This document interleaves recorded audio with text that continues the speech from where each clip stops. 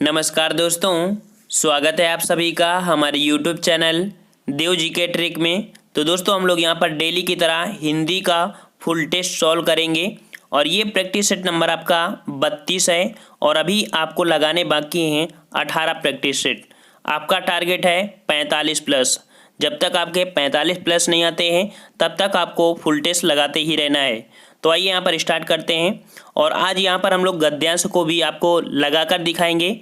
अभी तक हम आपको बताते थे, लेकिन आज इस वीडियो में आपको गद्यांश को भी लगाकर दिखाएंगे कि कैसे शॉर्ट विधि से इसे सॉल्व कर सकते हैं। तो चलते हैं। हमने बताया था कि गद्यांश को सर्वप्रथम यहाँ से पढ़ना नहीं स्टार्ट करते हैं। सर्वप्रथम क्या करते हैं, क्वेश्चन को देख लीजिए, पूरा को न पढ़िए। सबसे पहले आप देखिए क्वेश्चन आपसे क्या कह रहा है कि डॉक्टर राधाकृष्णन जब राष्ट्रपति पद पर थे तब उनके वेतन की शेष राशि किस कार्य में खर्च होती थी। बस आपको क्वेश्चन पढ़ लिया है। दूसरा क्वेश्चन पर देखिए, समर्पित शब्द में प्रत्यय पूछ रहा है। तीसरा शब्द कह रहा है डॉक्टर राधाकृष्णन का जीवन किस रूप में, ठीक है, किस रूप में प्रारंभ हुआ था, ठीक है, प्रारंभ हुआ था। और इसके बाद कह रहा है डॉक्टर राधाकृष्णन अपने किस गुण के कारण दुनिया में पूजनीय थे। ठीक है, ये क्वेश्चन आपके दिमाग में अब घूमने लगेंगे। ये ऐसे क्वेश्चन आपके थे और गद्यांश आपको दे रहा है। अब यहाँ पर आपको पढ़ना स्टार्ट करिए गद्यांश को, ठीक है, और स्पीड में थोड़ा पढ़ा जाता है। सदा जीवन उच्च विचार या मुहावरा सुनने में कितना मनमोहक है, परंतु इसके अनुरूप जीवन को ढालना अत्यधिक कठिन है।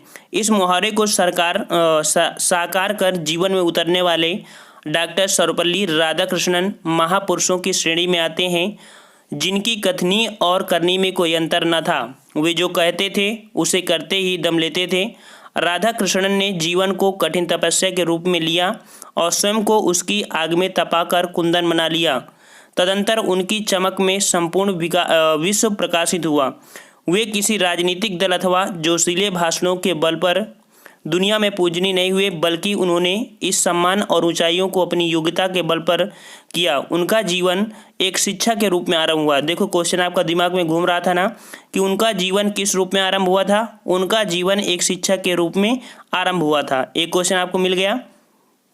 लेकिन अपनी बौद्धिकता और योग्यता के बल पर उन्होंने एक महान दार्शनिक और लेखक के रूप में ख्याति अर्जित की थी। क्वेश्चन आपसे पूछा गया था कि किस क्षेत्र में, तो आपके एक लेखक के रूप में ख्याति अर्जित की थी। एक क्वेश्चन और मिल गया।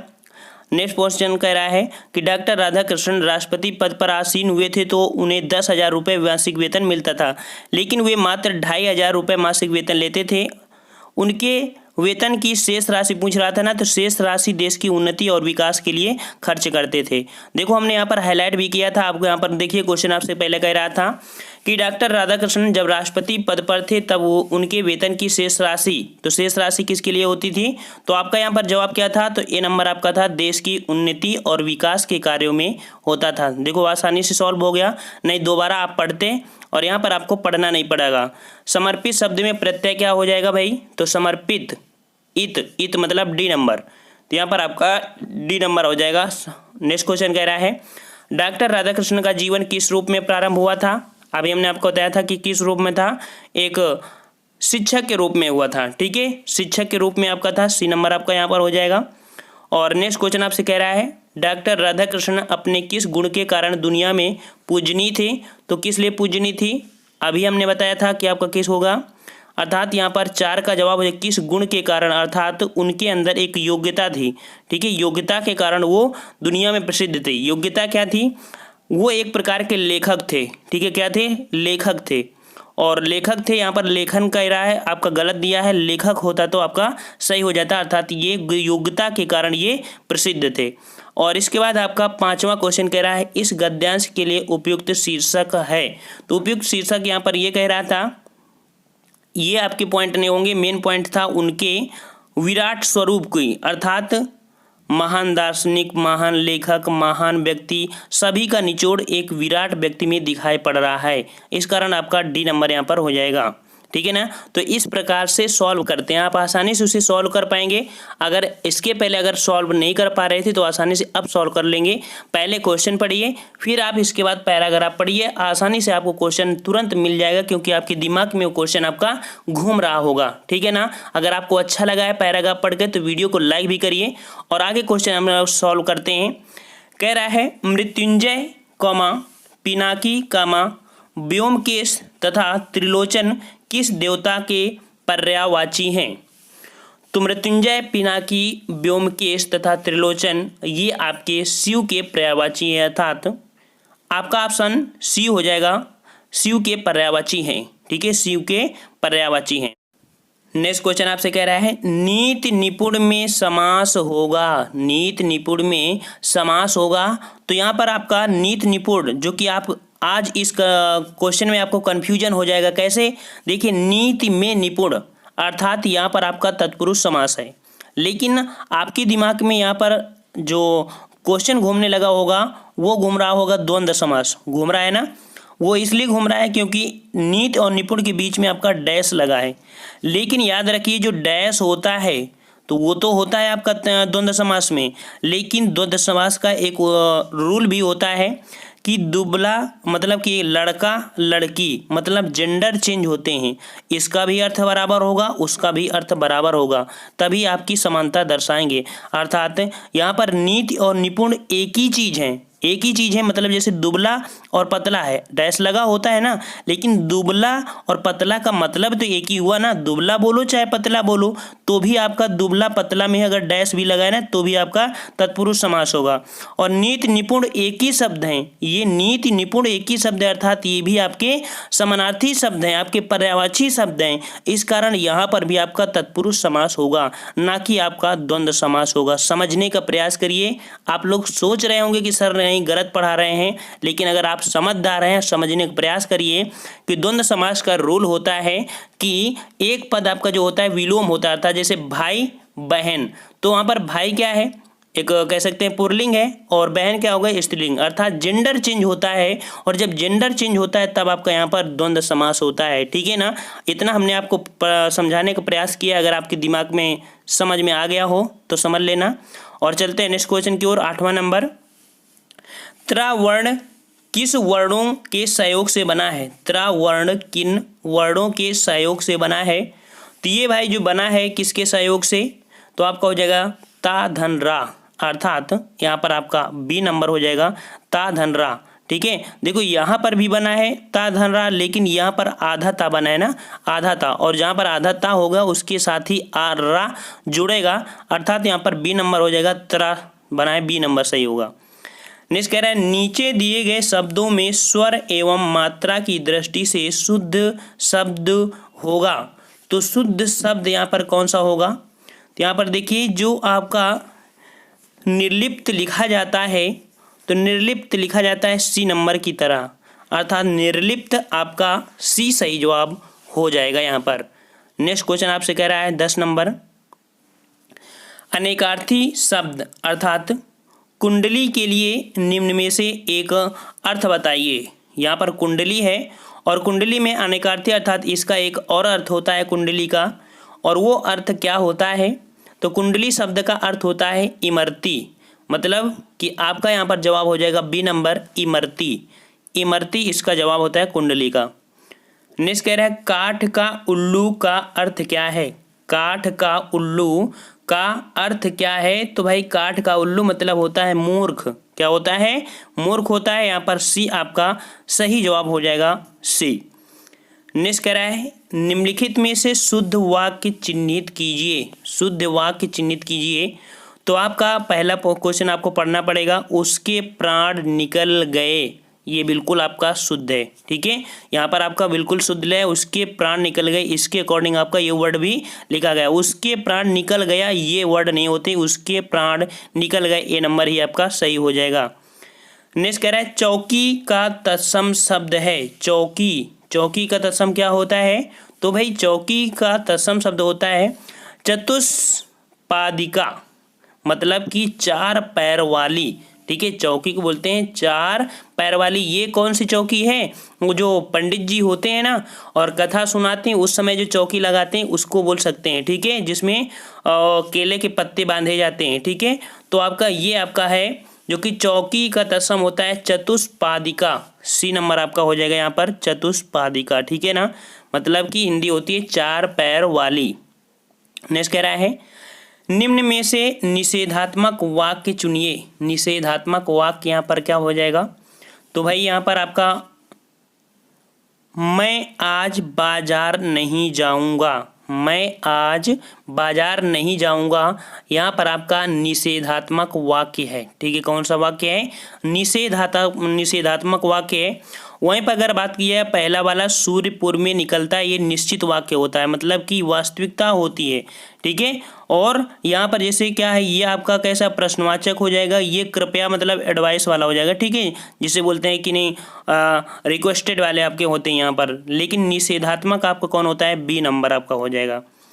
नेक्स्ट क्वेश्चन कह रहा है अनेकार्थक शब्द की श्रेणी में न आने वाला नाम बताइए। अर्थात एक आपका ऐसा कोई शब्द है जिसके अनेक अर्थ नहीं बनते हैं, और वो अनेक अर्थ आपका क्या होता है? यहाँ पर आपका हो जाएगा सी नंबर, रात्रि। भाई रात्रि को भाई तत्सम शब्द ही बोल सकते हो, लेकिन इसके अर्थ नहीं निकाल सकते हो। रात्रि बोल दो, रात बोल दो, कुछ भी बोलो, लेकिन इसका दूसरा अर्थ कुछ नहीं होता है। ठीक है, इस कारण से आपका सी नंबर सही हो जाएगा। नेक्स्ट कह रहा है क्वेश्चन भानुदय। भानुदय शब्द का संधिविच्छेद क्या होगा? भानुदय, तो भानुदय शब्द का संधिविच्छेद यहाँ पर हो जाएगा भानु धन उदय। अर्थात इसे अगर तोड़ेंगे तो बनेगा भानु धन उदय। अर्थात यहाँ पर ए नंबर ही सही हो गया। और ये कौन सी संधि हो जाएगी? तो छोटा ऊ और छोटा ऊ बना के हो जाएगा बड़ा ऊ। अर्थात यह दीर्घ संधि हो जाएगा। भानुदय आपका दीर्घ संधि है। नेक्स्ट क्वेश्चन आपसे कह रहा है निम्नलिखित में से एक शब्द नदी का पर्यायवाची नहीं है। तो देखो, निम्नगा मतलब होता है आपकी नदी, कूलंकसा होता है नदी, कूलवती होता है आपका नदी, लेकिन आपका त्रिपथगा ये आपका नदी के अंतर्गत नहीं आता। अर्थात आपका बी नंबर सही हो जाएगा। नेक्स्ट कह रहा है अनाम दास का पोथा, जो कि एक उपन्यास है, इसके रचयिता कौन है?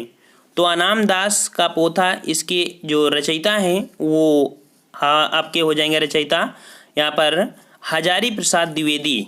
हजारी प्रसाद द्विवेदी अर्थात सी नंबर आपका हो जाएगा यहाँ पर। हजारी प्रसाद द्विवेदी की उपन्यास है अनाम दास का पोथा। ठीक है ना। नेक्स्ट कह रहा है आपसे अव्यय की परिभाषा किस विकल्प में है? देखो, इस बार को आपका अव्यय की परिभाषा पूछ लिया है। और अव्यय क्या होता है? जिस शब्द का रूप हमेशा एक सा रहे उसे अव्यय कहते हैं। मतलब आपका सी नंबर आपका हो जाएगा। ठीक है, जिस शब्द का रूप हमेशा एक सा रहे उसे अव्यय के नाम से जानते हैं। ठीक है ना। नेक्स्ट क्वेश्चन आपसे कह रहा है दाहिना का तत्सम रूप है। दाहिना, तो दाहिना का यहाँ पर जो तत्सम रूप हो जाएगा वो हो जाएगा बी नंबर दक्षिण। क्या हो जाएगा? दाहिना का दक्षिण हो जाएगा। ठीक है, बी नंबर। नेक्स्ट कह रहा है एहसान ना मानने वाला वाक्यांश हेतु एक शब्द है। एहसान ना मानने वाला, तो एहसान ना मानने वाले को बोलते हैं क्या भाई? तो उसे बोलते हैं कृतघ्न। क्या बोलते हैं? कृतघ्न बोलते हैं। और जो मानता है उसे कृतज्ञ। यहाँ पर हो जाएगा कृतघ्न हो जाएगा। ठीक है, बी नंबर आपका हो जाएगा। नेक्स्ट कह रहा है निम्नलिखित शब्दों में से एक शब्द पुल्लिंग है, उसे बताइए। तो पुल्लिंग शब्द आपका यहाँ पर देखिए कौन हो जाएगा? तो जो किसी भी शब्द में बड़ा पा होता है, अर्थात यहाँ पर हो जाएगा बुढ़ापा। बुढ़ापा, जैसे बोलो कि बुढ़ापा आ गया है ना। यहाँ पर दया आई, जड़ता आई, घटना घटी, अर्थात ये आपकी स्त्रीलिंग होंगे, लेकिन बुढ़ापा आपका यहाँ पर पुल्लिंग शब्द है।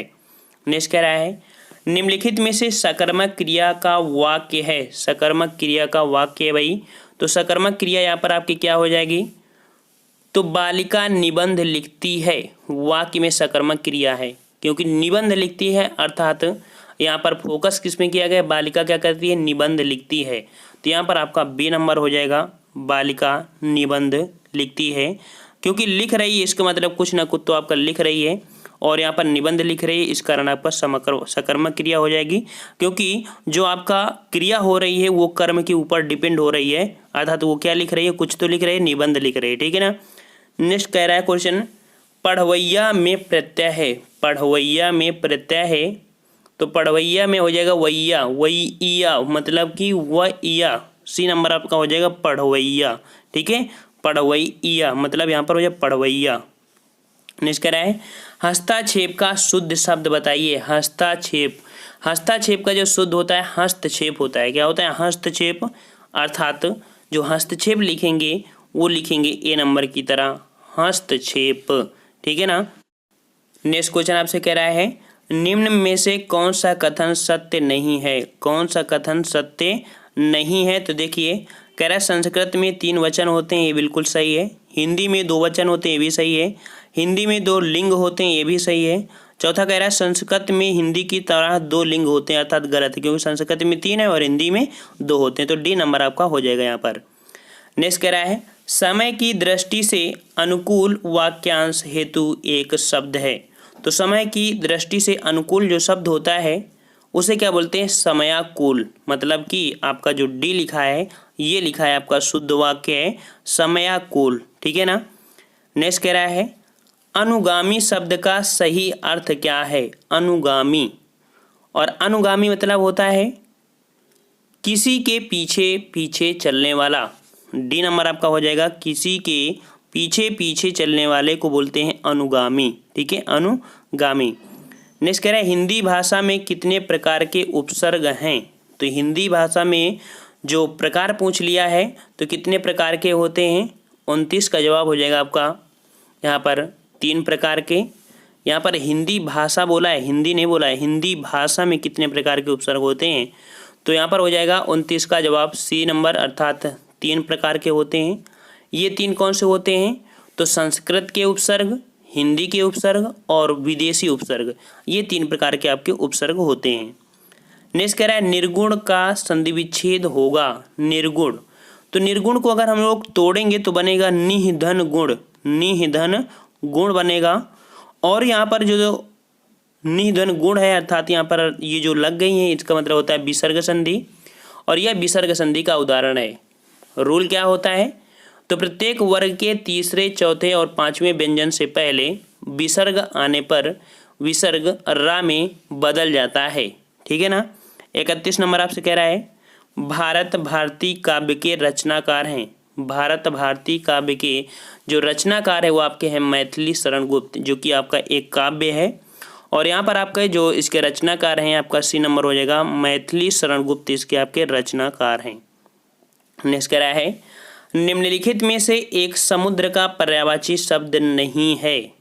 तो समुद्र का पर्यायवाची यहाँ पर नहीं है, तो इसका मतलब आपका जवाब हो जाएगा 32 का डी नंबर, जलाधि। क्या होता है? जलाधि, जल का स्वामी अर्थात वरुण। ठीक है, ये आपका नहीं है, समुद्र का पर्यायवाची नहीं है, बल्कि जलधि, वारिधि, जलनिधि आपके पर्यायवाची हैं। ठीक है ना। लेकिन यहाँ पर समुद्र का पर्यायवाची आपका जलाधि नहीं है, वरुण से संबंधित है। नेक्स्ट कह रहा है हस्त का तद्भव है। हस्त का तद्भव है, तो यहाँ पर हस्त का जो तद्भव होता है वो आपका होता है तद्भव होता है हाथ, मतलब आपकी जवाब हो जाएगा 33 का यहाँ पर ए नंबर। ठीक है ना। नेक्स्ट कह रहा है आपसे 34 नंबर निम्नलिखित में से कौन सा वाक्य अशुद्ध है? कौन सा वाक्य अशुद्ध है? तो देखते हैं यहाँ पर कह रहा है तुम्हारे माता पिता क्या काम करते हैं। तो ये भी आपका क्या है? तो आपका ये शुद्ध हो जाएगा। उसने अपनी बात धीरे से बताई, ये भी सही होगी। गर्मियों की एक बात सुनता हूँ। अच्छा, तो गर्मियों की एक बात सुनता हूँ, ये भी आपकी सही है। ठीक है। अगला कह रहा है तुम तुम्हारे घर चले जाओ। तुम हमारे घर चले जाओ, ये होना चाहिए। तुम तुम्हारे घर नहीं चलने, तुम के अकॉर्डिंग आपका ये क्वेश्चन आपका गलत है। ठीक है। इसमें से कह सकते हैं कि सर्वनाम संबंधी आपका अशुद्धि है तुम्हारे। तुम्हारे जो है इसके स्थान पर अगर बोल दे कि अपने, मतलब अपने घर चले जाओ। ठीक है, तुम अपने घर चले जाओ, ये आपका सही हो जाता। नेक्स्ट कह रहा है वीर पुत्र को जन्म देने वाली स्त्री के लिए एक शब्द बताइए। वीर पुत्र को जो जन्म देती है स्त्री, उसको क्या बोलते हैं? तो भाई उसे बोलते हैं यहाँ पर एक होता है वीर प्रसू। वीर प्रसू मतलब आपका डी नंबर हो जाएगा, वीर प्रसू। ठीक है फ्रेंड्स, अगर आपको वीडियो अच्छा लग रहा है तो वीडियो को लाइक जरूर करिएगा, सपोर्ट करिएगा हमारा। नेक्स्ट कह रहा है आपसे कि कुछ लड़के जा चुके हैं। इस वाक्य में कुछ के विशेषण का भेद बताया था। जो कुछ है ये किस विशेषण का भाग होता है, ये किस विशेषण का भेद है? तो ये आपका जो भेद हो जाएगा ये हो जाएगा अनिश्चित संख्या वाचक विशेषण। मतलब आपका जवाब हो जाएगा यहाँ पर डी नंबर, अनिश्चित संख्या वाचक विशेषण है आपका कुछ, है ना। चलिए, सुई का तत्सम रूप बताइए। सुई का तत्सम रूप, सुई का तत्सम जो होता है सी नंबर सूची होता है। क्या होता है? सूची होता है। देखो पेपर का लेवल ऐसा ही होता है, इससे इजी आपका पेपर देखने को नहीं मिलेगा, ना ही इतनी ज़्यादा इससे टफ मिलता है आप लोग, ठीक है। जब पेपर देके आना तब आप लोग खुद बोलना कि नहीं सर कि पेपर का लेवल जो होता है इतना ही होता है, इससे ज़्यादा टफ नहीं आ रहा है इस समय। लेकिन आप लोग मेहनत नहीं करोगे तो आपको ये टफ लगेगा, और अगर आप दिल से मेहनत कर रहे हो तो 100% आपको ईजी लगने लगा होगा। और उसी को ईजी लग रहा होगा जिसको लगभग आ रहा होगा, जिसने अच्छे से पढ़ाई कर लिया होगा, ठीक है ना। तो आपको परेशान ना हो, ऐसे पेपर आपको देखने को मिलेगा, सब चीज़ आपको देखने को मिल रहा होगा हमारे इस वीडियो में 50 क्वेश्चनों में। 38 नंबर कह रहा है, निम्नलिखित वाक्यों में से कौन सा वाक्य अशुद्ध है? कौन सा वाक्य अशुद्ध है? तो यहाँ पर देखिए अशुद्ध वाक्य पहला कह रहा है, अभग एक मराठी छंद है। तो ये आपका सही है। आपका भावदी, आपका भावदी मतलब आपका भावदी, ये आपका अशुद्ध है यहाँ, क्योंकि भवदी शब्द के साथ आपका प्रयुक्त नहीं होता है, ओनली आपका भवदी होता है। आपका भवदी नहीं लगाते हैं यहाँ पर, आपका जवाब हो जाएगा बी नंबर, ठीक है ना। नेक्स्ट कह रहा है, वह घर पहुंच गया। इस वाक्य में पहुंच गया निम्नांकित में से किस क्रिया का उदाहरण है? वह घर पहुंच गया, अर्थात यहाँ पर जो आपकी क्रिया होगी वो क्रिया आपकी हो जाएगी द्विकर्मक क्रिया। क्या हो जाएगी? द्विकर्मक। पहुंच गया, पहुंच गया मतलब दो क्रिया आपकी हो गई ना, यहाँ पर आपका हो जाएगा द्विकर्मक क्रिया, अर्थात आपका बी नंबर सही हो जाएगा। नेक्स्ट क्वेश्चन आपसे कह रहा है, पर्यायवाची की दृष्टि से एक वर्ग शुद्ध है। एक वर्ग शुद्ध है, तो यहाँ पर आपका जो शुद्ध हो जाएगा बी नंबर, घर, निकेतन, आयतन, निलय, ये आपके एक ही पर्यायवाची, अर्थात यहाँ पर शुद्ध आपका हो जाएगा बी नंबर।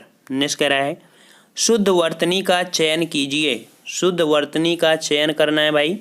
तो शुद्ध वर्तनी जो कि कुमुदनी हमेशा आप लोग पढ़ते हैं, और यहाँ पर जो कुमुदनी लिखा जाता है शुद्ध, वो सी की तरह लिखते हैं, कुमुदिनी, मतलब आपका इस प्रकार से होता है, सी नंबर सही जवाब हो जाएगा। नेक्स्ट कह रहा है, संभवतः आज वर्षा हो जाए। अर्थ के आधार पर उपयुक्त वाक्य का भेद पहचानिए।